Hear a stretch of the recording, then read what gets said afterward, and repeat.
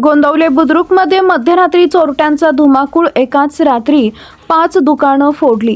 तीर्थक्षेत्र गोंदवले बुद्रुक, तालुका मान, जिल्हा सातारा इथं सोमवारी मध्यरात्री धक्कादायक चोरीची घटना घडली।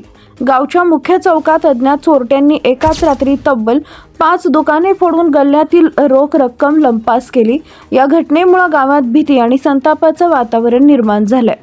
मिळालेल्या माहितीनुसार मुख्य चौकातील श्री ब्रह्मचैतन्य मेडिकल या दुकानाचं शटर कटावणीनं तोडून चोरट्यांनी आत प्रवेश केला।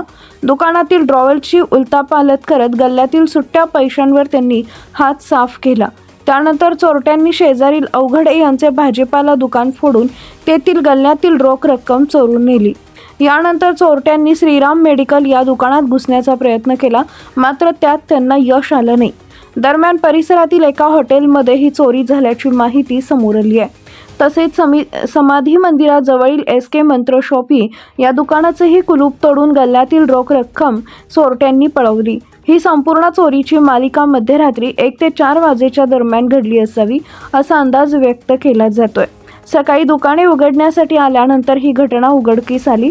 दरम्यान या रस्त्यावरील CCTV फुटेज तपासण्याचा प्रयत्न करण्यात आला, मात्र ग्रामपंचायतीचे CCTV कॅमेरे बंद असल्यामुळे तपासात अडचणी निर्माण झाल्यात। या घटनेमुळे स्थानिक व्यापारी व नागरिकांमध्ये चिंतेचं वातावरण असून चोरट्यांचा लवकरात लवकर शोध घेण्याची मागणी नागरिकांकडून करण्यात येते आहे।